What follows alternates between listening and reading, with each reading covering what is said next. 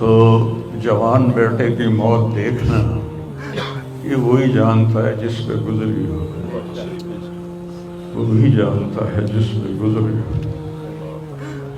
मेरे मुकद्दर में था, मैंने हमेशा दुआ मांगी, या अल्लाह मुझे औलाद का सदमा न दिखाना, ये हमें उठा के ले जाएं, हम इन्हें ना उठाएं। लेकिन अल्लाह की तकदीर वो गालिब है और हमें उस पर राज़ी होने का हुक्म है। मेरे नबी की दुआ है, अल्लाहुम्मा इन्नी असअलुका अर्रिदा बादल क़ज़ा, या अल्लाह तो अपनी तकदीर पर मुझे राज़ी कर दे। तो बिल्कुल हम राज़ी हैं, मेरे सारे ख़ानदान वाले राज़ी हैं, लेकिन जो एक ज़ख्म लगा है वो बहुत गहरा है, वो इतनी जल्दी भरेगा नहीं। ये मेरा बेटा सबसे काबिल और लायक बेटा, तीनों बेटों सबसे लायक बेटा था, सबसे नेक बेटा था, और इसने गरीबों के साथ क्या सलूक करना है इसने हमें सिखाया। गरीबों के इसने दिल खरीद लिए थे, उनके साथ बैठ के खाना खाता था, उनको अपनी कीमती गाड़ी में बिठाता था। जो लोग अपनी गाड़ी के करीब किसी को ना गुजरने दें, वो उनको उन्हीं गंदे कपड़ों के साथ, यहाँ एक पागल रहता है,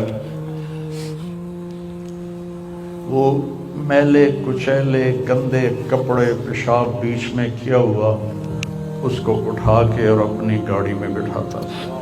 वो सारी सीट ख़राब हो जाती थी, लेकिन वो उसको अपनी फैक्ट्री में ले जाता, फिर नाई को बुलाकर उसके बाल कटवाता, उसको नहलाता, उसके कपड़े बदलवाता। इस पूरे गांव में वो पागल सिर्फ एक शक्ल को जानता है और एक नाम को जानता है। वो नाम तो पुकार नहीं सकता था, कहता मियाँ मियाँ मियाँ।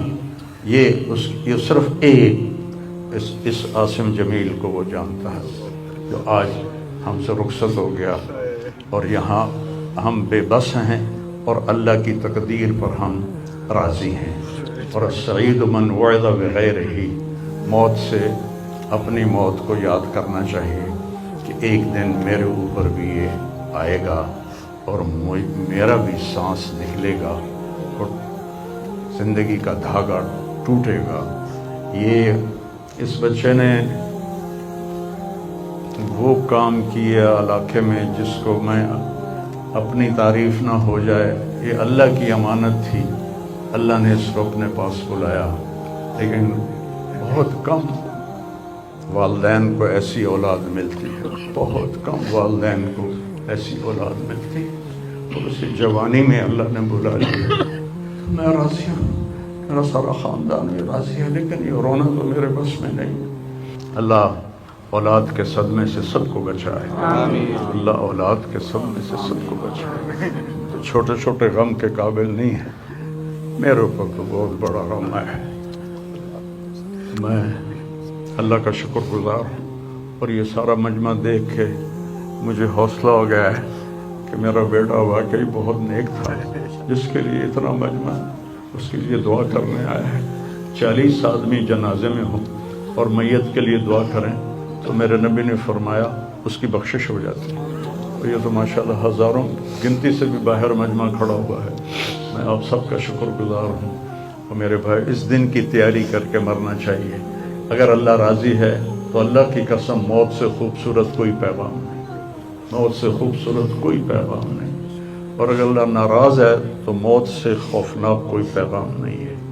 और ये मेरा बच्चा ये अल्लाह की मोहब्बत में ऐसे तड़पता था जैसे किसी को कोई ज़ख्म हो जाए और वो तड़पता है।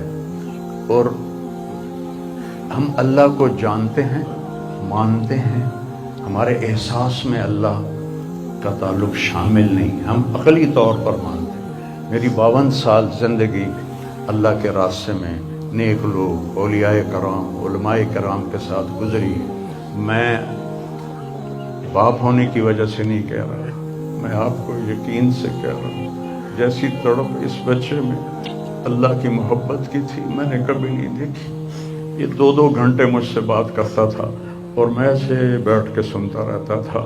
بولنے والا کب سنتا ہے کسی کی بات, لیکن یہ ان پڑھ بالکل ڈسلیکسیا کا مریض تھا, حروف کی پہچان نہیں تھی تو اس لیے نہ یہ پڑھا, نہ دین کا کچھ پڑھا نہ دنیا کا کچھ پڑھا, لیکن اللہ نے اس کو عقل, فہم اور اپنی محبت ایسی دی تھی کہ ہمیں محسوس ہوتا تھا کہ اس کے اندر اس محبت کی آگ ہے. اور اپنی ماں سے کہتا, ماں دعا کرنا میں مر جاؤں, میں اللہ سے ملنا چاہتا ہوں, میں اس گندی دنیا سے تنگ آ گیا ہوں. 30 سال کی عمر میں اس نے یہ کہنا شروع, میں جانا چاہتا ہوں, اگر اللہ مجھے کہے کہ تمہیں رہنا ہے یا جانا ہے, 1 سیکنڈ میں کہوں گا مجھے تیرے پاس آنا ہے, مجھے تیری ملاقات کا شوق. اور مجھ سے پوچھتا, بابا آگے اللہ ملے گا مجھے؟